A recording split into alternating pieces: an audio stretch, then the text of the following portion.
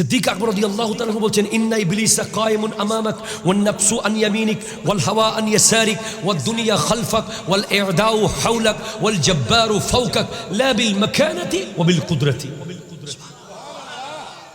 ইবলিস তোমার সামনে দাঁড়িয়ে আছে যুবক,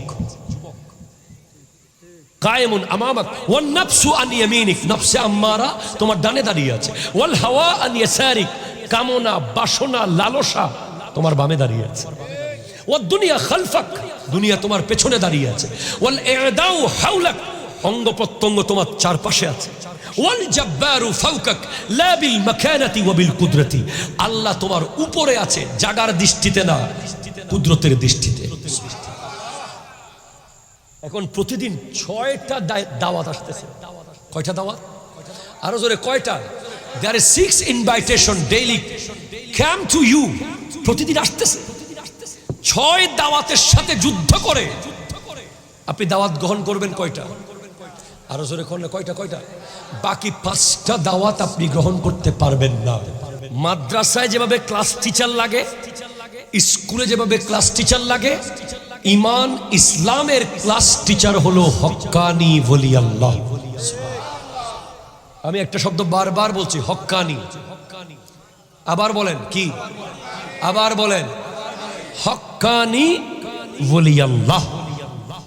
উনি আপনাকে তাসাউফের লাইনে ঢুকাবেন। ওনার প্রথম দরজা, মুরিদকে উনি যেই দরজা দিয়ে প্রথম ঢুকাবেন ওটা হলো আল বাবুত তা। একটু জোরে বলেন না ভাই সুবহানাল্লাহ। আল বাবুত তা, তা এর দরজা। তা এর দরজা মানে বাবুত তওবা, তওবার দরজা। পীর আপনাকে সর্বপ্রথম তওবা করাবে, তওবা করাবে, তওবা করাবে। জোরে বলেন সুবহানাল্লাহ। কি করাবে? তওবা। তওবা তো আমরা প্রায় সময় করি, পদুয়া বাজারেও অনেকে করে তোবা তোবা তোবা তোবা তোবা।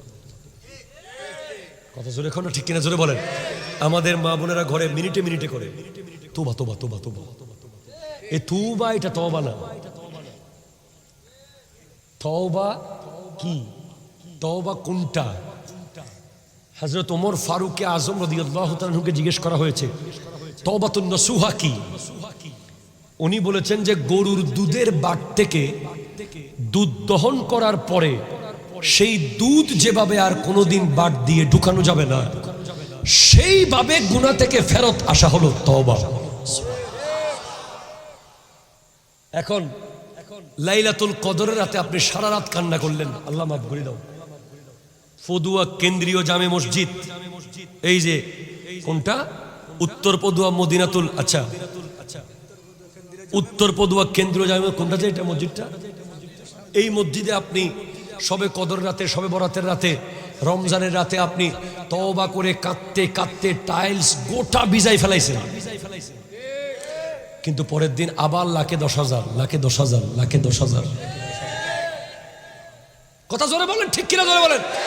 আপনি মস্কারি করেছেন, মস্কারি, তওবা করেন নাই। কেউ যদি তওবা করে একই গুনাহ আবার করে, সে আল্লাহর সাথে মজাক করছে। এত বড় স্পর্ধা কাজ যে আল্লাহর সাথে মজাক করবে।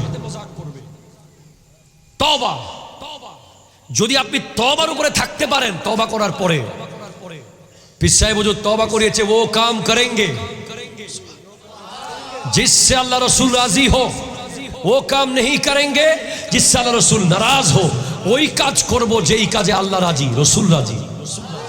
ওই কাজ করব না যেই কাজে আল্লাহ নারাজ, রসুল নারাজ।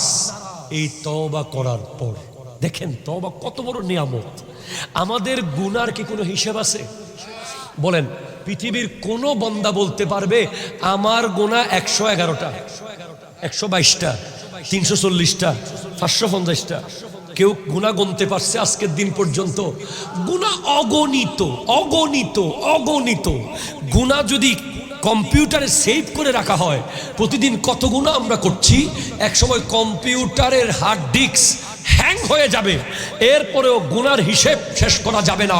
অথচ উম্মতে মুহাম্মাদি সাল্লাল্লাহু আলাইহি ওয়াসাল্লাম হয়ে আমরা কত বড় নসিবওয়ালা, আমাদের কেমন নসিব দেওয়া হয়েছে, এমন সৌভাগ্য দেওয়া হয়েছে যে আমার আল্লাহ হাদিসে কুদসির মধ্যে বলতে লাগলেন, ইয়া ইবনা আদমা লাউ বালাগাত যুনুবাকা ইনানা সামাই ফাস্তাগফারতানি গাফারতু লাকা। তোমাদের গুনাহ যদি আকাশের মেঘ পরিমাণ হয়ে যায়, তোমরা আমার কাছে ক্ষমা চাও, আমি তোমাদেরকে ক্ষমা করে দেব। আপনি কোন বড় ব্যস্ত ব্যক্তি হয়েছেন, গোটা দিনে মিলে একবার আস্তাগফিরুল্লাহ পড়তে পারেন নাই? কথা জোরে, কথা কয় না, ঠিক কিনা জোরে বল।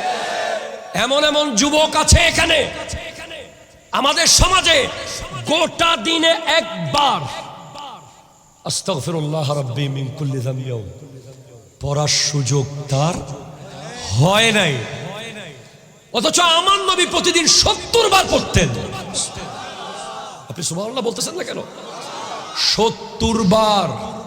ওয়ার্ল্ডের সবচেয়ে busiest personality, the Prophet sallallahu alaihi wasallam, as a father, as a son, as a prophet, as a reformer, as a social worker, as a leader, আমার নবী এই পৃথিবীতে সবচেয়ে ব্যস্ত ব্যক্তিত্ব, যার মতো ব্যস্ত ব্যক্তিত্ব না কেউ এসেছে, না কেউ আসে, না কেউ আসবে।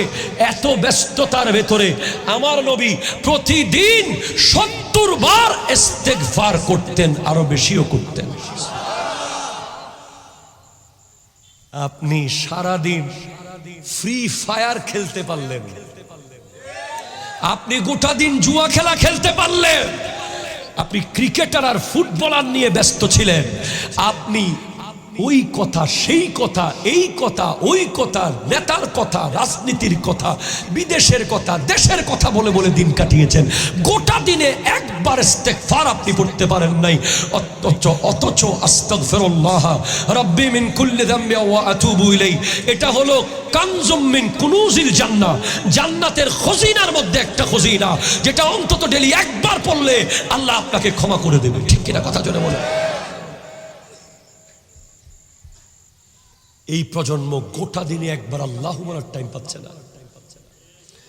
এই প্রজন্ম গোটা দিনে মিলে 24 ঘন্টায় একবার আল্লাহুম্মা সাল্লি আলা সাইয়্যিদিনা মাওলানা মুহাম্মাদিন ওয়া আলা আলি সাইয়্যিদিনা মাওলানা মুহাম্মাদিন ওয়া বারিক ওয়া সাল্লিম বলার টাইম পাচ্ছে না। সেইভাবে খেয়ে ফেলেছে ক্যান্সারের মতো। এই প্রজন্মের ব্রেইনকে সেভাবে শেষ করে দেওয়া হয়েছে। তারা গোটা দিন ব্যস্ত। তওবা, তওবা এমন নিয়ামত, তওবার কারণে 40 বছরের গুনাহ 40 সেকেন্ডে মাফ হয়ে যায়। 40 বছরের গুনাহ 40 সেকেন্ডে মাফ হয়ে যায়।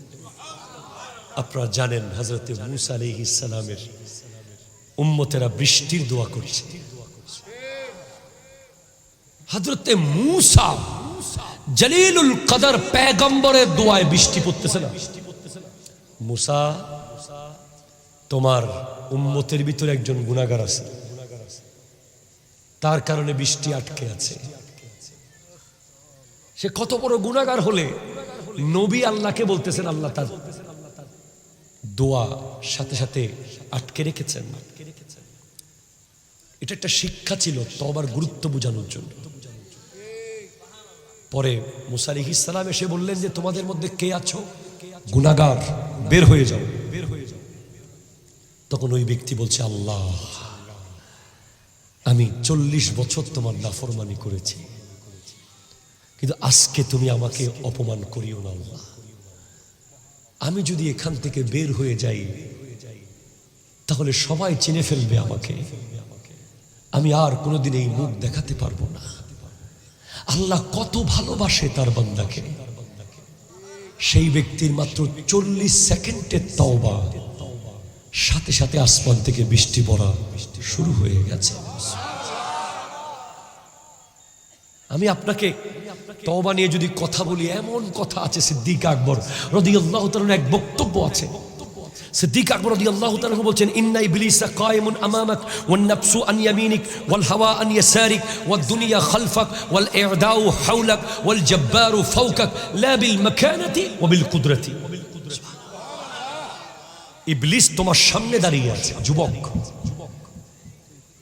কায়েমুন আমামাক ওয়ান নাফসু আন ইয়ামিনিক, নফসে আম্মারা তোমার ডানে দাঁড়িয়ে আছে, ওয়াল হাওয়া আন ইয়াসারিক, কামনা বাসনা লালসা তোমার বামে দাঁড়িয়ে আছে, ওয়াদ দুনিয়া খালফাক, দুনিয়া তোমার পেছনে দাঁড়িয়ে আছে, ওয়াল ইদাউ হাওলাক, অঙ্গ প্রত্যঙ্গ তোমার চারপাশে আছে, ওয়াল জাব্বারু ফাওকাক লা বিল মাকানাতি ওয়া বিল কুদরতি, আল্লাহ তোমার উপরে আছে জাগার দৃষ্টিতে না, কুদরতের দৃষ্টিতে। এখন প্রতিদিন 6টা দাওয়াত আসতেছে। কয়টা দাওয়াত? আরো জোরে কয়টা? There is 6 invitation daily come to you, প্রতিদিন আসতেছে।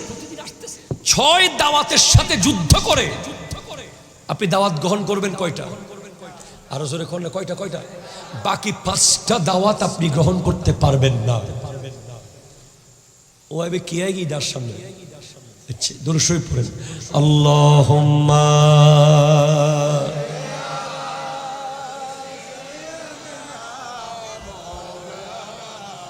ওয়া আলা আলি সাইয়্যিদ সুবহানাল্লাহ ওয়াল হামদুলিল্লাহ লা লা ইলাহা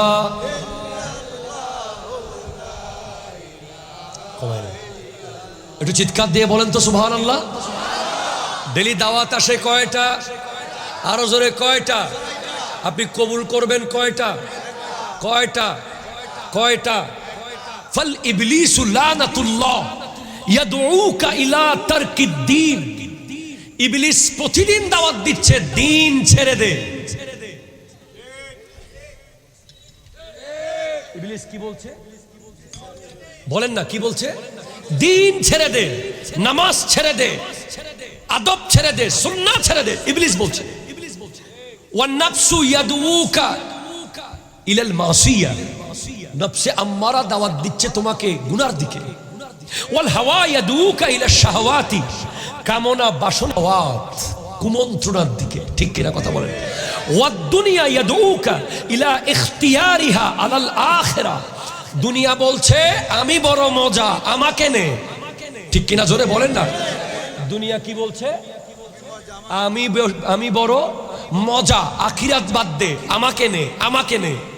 ওয়াল ইদা, শরীরের অঙ্গ প্রত্যঙ্গ, ইয়াদউকা ইলা যুনুব, অঙ্গ প্রত্যঙ্গ তোমাকে গুনার দিকে ডাকছে।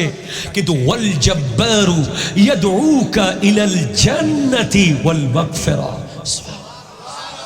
আর আল্লাহ ডাকছে জান্নাতের দিকে আর ক্ষমার দিকে। আল্লাহ ডাকছে জান্নাতের দিকে, আর ওই পীর উনি হক্কানি ওলি উনি, যিনি আপনাকে শয়তানের দাওয়াত কবুল করতে দেয় না। ঠিক কিনা কথা জোরে বলে? যিনি আপনাকে নফসের দাওয়াত কবুল করতে দেয় না, যিনি আপনাকে হাওয়ার দাওয়াত কবুল করতে দেয় না, যিনি আপনাকে দুনিয়ার দাওয়াত কবুল করতে দেয় না, যিনি আপনাকে এদা অঙ্গ প্রত্যঙ্গের দাওয়াত কবুল করতে দেয় না, যিনি আপনাকে ধরে, আপনি ছিলেন 100 খুনের আসামি, আপনাকে ধরে আল্লাহর দাওয়াত কবুল করিয়ে দেয়, ওলি বানিয়ে দেয়, উনি বলি। আর আপনি যখন ওলি আল্লাহর হক্কানি ওলির সন্ধানে যান নাই, অভিভাবকহীন হয়ে আছেন, তখন শয়তান কোনোভাবে যদি আপনাকে দাওয়াতে অংশগ্রহণ করাতে পারে, ফামান আজাবা ইবলিসা, যে ইবলিসের দাওয়াত কবুল করলো, জাহাবা আনহু দ্বীন, তার দিন চলে গেছে, তার দিন শেষ হয়ে গেছে। ওমান আজাবা নাফসা জাহাবা আনহুর রূহ, যে নফসের দাওয়াত কবুল করলো তার রূহ নষ্ট হয়ে গেছে। ওমান আজাবাল হাওয়া, যে কামনা বাসনা লালসার দাওয়াত কবুল করলো, জাহাবা আনহুল আকল, তার ব্রেইন নষ্ট হয়ে গেছে। এগুলো আমি বলি নাই, সিদ্দিক আকবর বলেছেন। ওমান আজাবাদ দুনিয়া জাহাবাত আনহুল আখিরা, যে দুনিয়ার দাওয়াত কবুল করলো তার আখিরাত নষ্ট হয়ে গেছে। ওমান আজাবাল ইদা যাহাবাত আনহুল জান্নাহ, যে অঙ্গ প্রত্যঙ্গের দাওয়াত কবুল করলো তার জান্নাত নষ্ট হয়ে গেছে। ওমান আজাবাল জব্বার, আরো জোরে বলেন না রে ভাই, সুবহানাল্লাহ জোরে বলেন না। খুব মনোযোগের কথাগুলো। ওয়ামান আজাবাল জব্বার, যে জব্বারের দাওয়াত কবুল করলো, যে আল্লাহর দাওয়াত কবুল করলো, জাহাবাত আনহু সাইয়্যাত ওয়া নালা জামিআল খায়রাত, তার সমস্ত গুনাহ শেষ হয়ে গেছে, সে সমস্ত ভালাই তার হয়ে গেছে। চিৎকার দিয়ে বলেন না। এখানে প্রথমে শয়তানের দাওয়াত কবুল কিভাবে করেছেন? যেদিন আপনি প্রথম নামাজ তরক করেছেন, প্রথম বালেগ হওয়ার পরে যেদিন ইচ্ছে করে নামাজ ছেড়ে দিয়েছেন, সেই দিন আপনার এই জগতের ভিতরে শয়তান অ্যাক্সেস নিয়েছে। এরপর শয়তান আস্তে আস্তে বড় হয়েছে, তার খানার প্রয়োজন হয়েছে, সে নফসকে নক করেছে, নফস তাকে খানা সাপ্লাই দিয়েছে। কি কি দিয়েছে? মিথ্যা, গীবত, চুগলি, মুনাফিকি, ওয়াদা খেলাফি। তখন শয়তান আরো বড় হয়েছে, তার এখন বড় খাবারের দরকার পড়েছে, সে এখন হাওয়াকে নক করেছে। হাওয়া এখন সাপ্লাই দিয়েছে জেনা, ব্যভিচার, মদ, শরাব। এরপরে আপনি আর আপনার ভেতরে নাই, আপনি এখন দুনিয়ার হয়ে গেছেন।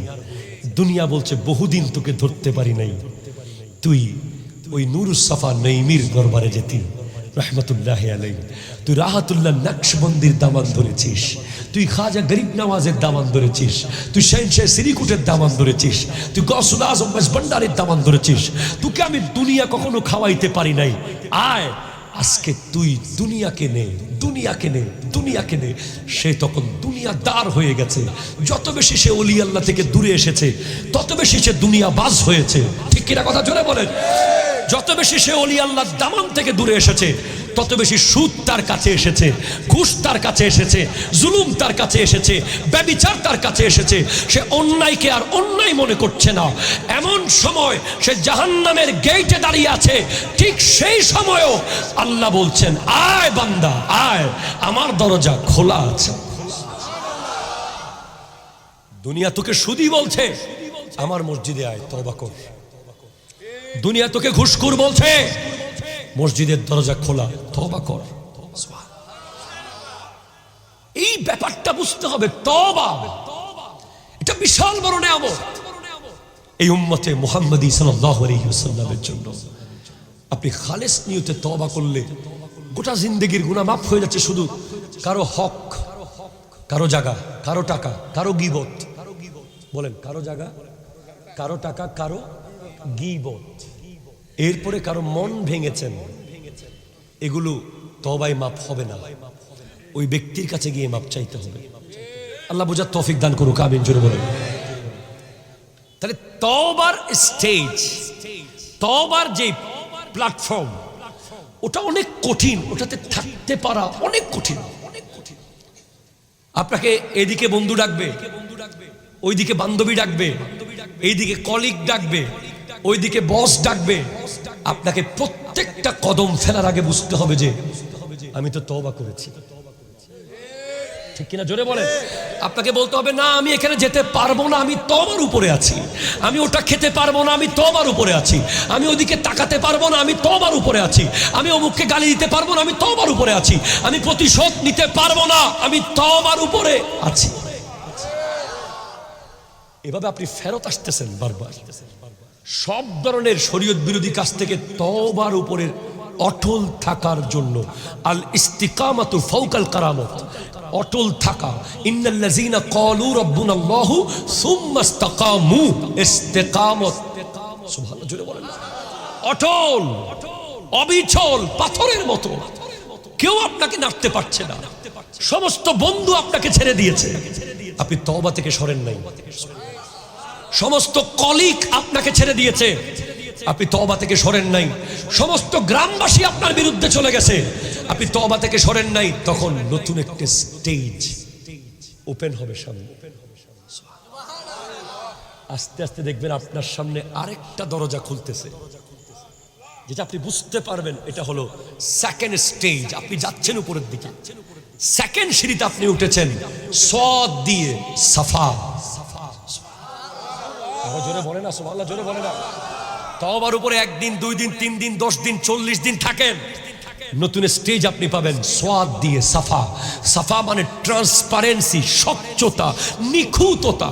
আপনার কলব এত পরিষ্কার হয়েছে, তওবার পানি ঢালতে ঢালতে ঢালতে ঢালতে ঢালতে কলব থেকে হিংসার দাগ মুছে গেছে, গীবতের দাগ মুছে গেছে, চুগলির দাগ মুছে গেছে, মিথ্যার দাগ মুছে গেছে। একটা গুনাহ একটা দাগ, একটা গুনাহ একটা দাগ। এতদিন তওবা করেন নাই। লাহুম কুলুবুন লা ইয়াফকাহুন, কলব ছিল কিন্তু কোনো উপলব্ধি ছিল না। চোখ ছিল, সে দেখে নাই। কান ছিল, সে শুনে নাই।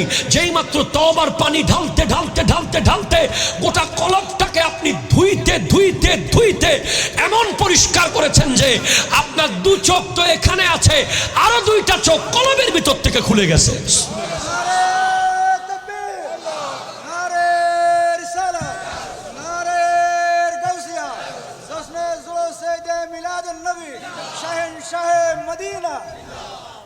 সাফা, আল্লাহু আকবার, আল্লাহু আকবার। তরিকতের এই জগৎগুলো, ওই পাগলগুলো রাস্তায় রাস্তায় যে ঘুরে, যারা ঘর বাড়ি ছেড়ে দিয়েছে, ওরা বুঝে গেছে মজাটা কোথায়। আমার যুবক ভাইয়েরা, আপনি এই চর্চা একটু করে দেখেন না।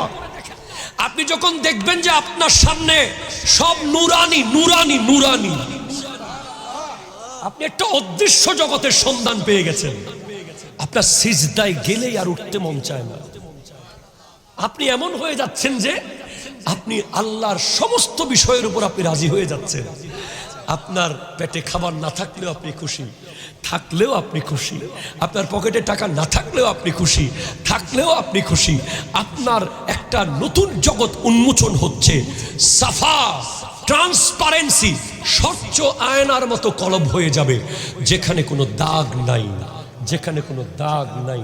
ওই সাফার উপরে থাকতে থাকতে থাকতে থাকতে থাকতে যতই কিছু হোক দাগ লাগতে দেব না, যতই কিছু হোক দাগ লাগতে দেব না। তখন দেখবেন আস্তে আস্তে এক সময় নতুন আরেকটা স্টেজ। হায় হায় হায়, আমি কি করে বুঝাই, কি মজা পেয়েছে এখানে শেখ সুলতান সৈয়দ আব্দুল কাদের জিলানী রহমতুল্লাহ আলাইহি। যেই মজা ওনাকে 40টা বছর ঘুমাতে দেয় নাই, এশারের উজু দিয়ে ফজরের নামাজ পড়িয়েছে। কি মজা পেয়েছে ইমাম আবু হানিফা রহমতুল্লাহ আলাইহি, 40টা বছর ঘুমাইতে পারে নাই। কি মজা পেয়েছে খাজা গরিব নওয়াজ, 2500 মাইল পায়ে হেঁটে এসেছে। কি মজা পেয়েছে শাহ শ্রীকুট, ওই শ্রীকুটের পাহাড় থেকে ওই দক্ষিণ আফ্রিকা হয়ে ওই বার্মার রেঙ্গুন হয়ে বাংলাদেশের চট্টগ্রামে এসে এলমের মার্কাজ বানানোর জন্য পাগল পারা হয়ে গেছে। কি মজা পেয়েছে গৌসুল আজম মেজবান্ডারি, গোটা জিন্দেগি এইভাবে কাটিয়ে দিয়েছে আল্লাহ আল্লাহ করতে করতে। এই মজা এখানে আছে।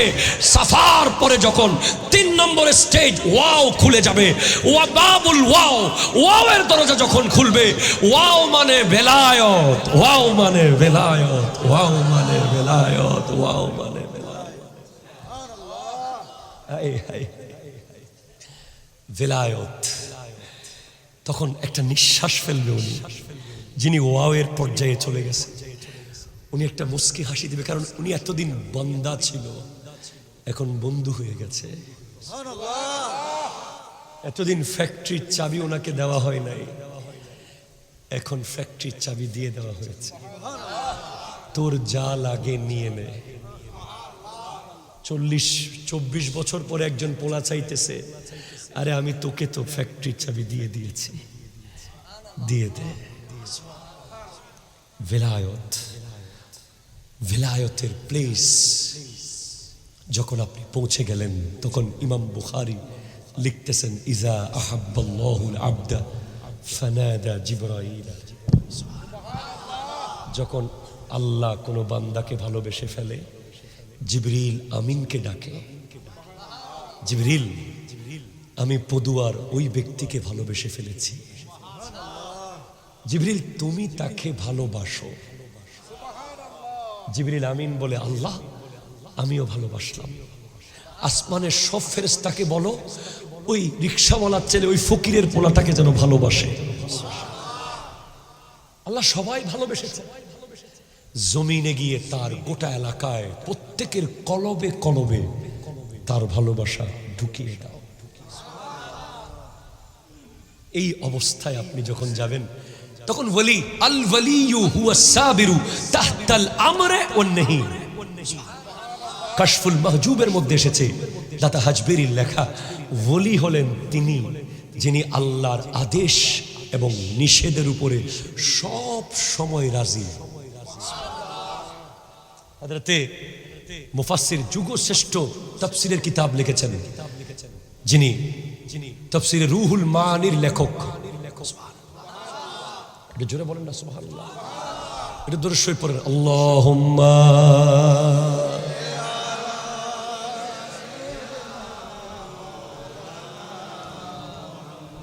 وعلى آله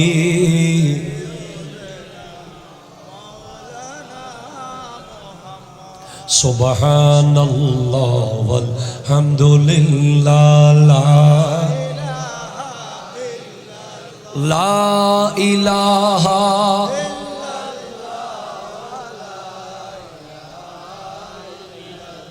أرجو سبحان الله والحمد لله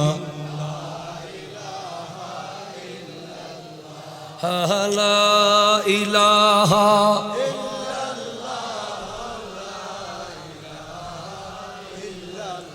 একটু চিৎকার দিয়ে বলেন না সুবহানাল্লাহ।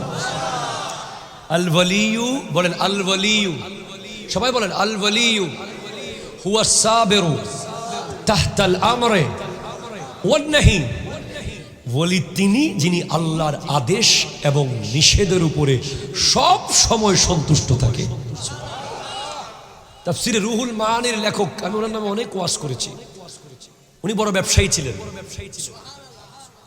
একবার ওনার ব্যবসার জাহাজ ডুবে গেছে। মুরিদ এসে বলতেছে, হুজুর আপনার জাহাজ তো ডুবে গেছে। উনি বলছে আলহামদুলিল্লাহ। ভাই জাহাজ ডুবে গেলে কেউ আলহামদুলিল্লাহ বলে? উনি বলছে আলহামদুলিল্লাহ। এবার কিছুক্ষণ পর আরেক মুরিদ এসে বলে, হুজুর জাহাজ যেটা ডুবছে এটা আপনার না, আরেকজনের। এবারও বলে আলহামদুলিল্লাহ। 3 নম্বর মুরিদ এসে জিজ্ঞেস করে, হুজুর ডুবে গেছে তখনও একই অবস্থা, ডুবে নাই তখনও একই অবস্থা, আপনার মধ্যে কোনো টেনশনও দেখলাম না, উচ্ছ্বাসও দেখলাম না, ব্যাপার কি? বলে যখন ডুবে গেছে বলছে, তখন আমি আমার দিলকে জিজ্ঞেস করলাম, এ দিল তুমি কি আপন জায়গায় আসো? আমার দিল আমাকে বলছে হ্যাঁ আমি আপন জায়গায় আছি। যখন উঠে গেছে বলছে, তখন আমি আমার দিলকে জিজ্ঞেস করলাম, এ দিল তুমি কোথায়? বলে আমি আমাদের জায়গায় আছি, আমার কোনো নড়াচড়া নাই।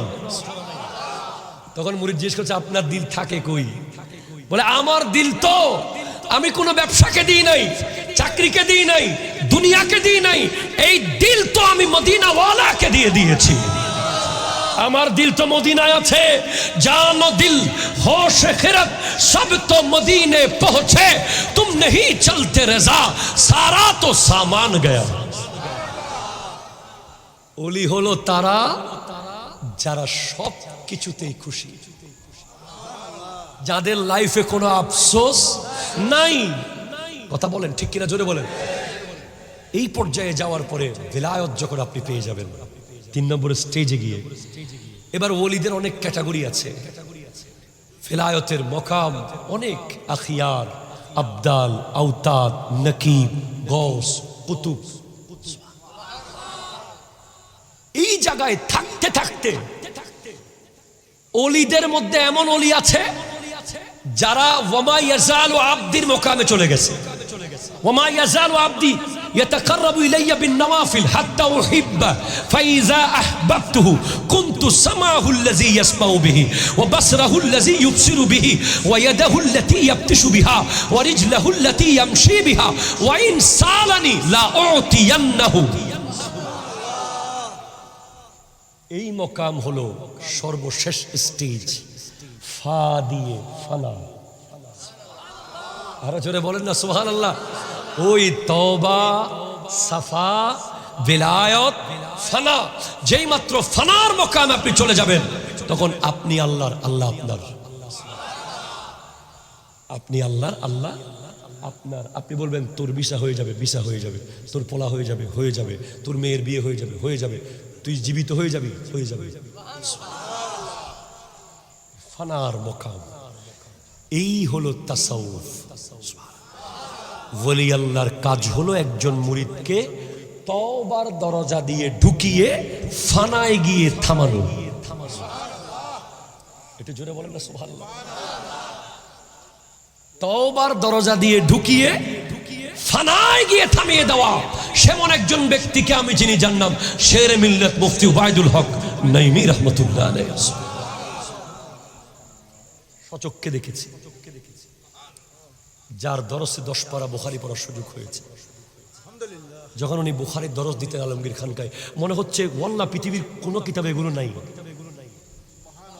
আজব কোত্থেকে বলতেছে।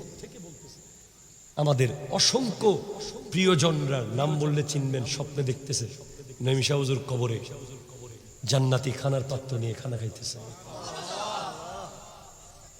এত বড় মুফতি আজম রবিউল আউয়াল মাসে কোনোদিন মাহফিল নেন নাই, শুধুমাত্র পীরের সাথে সাথে গোলামি করেছেন।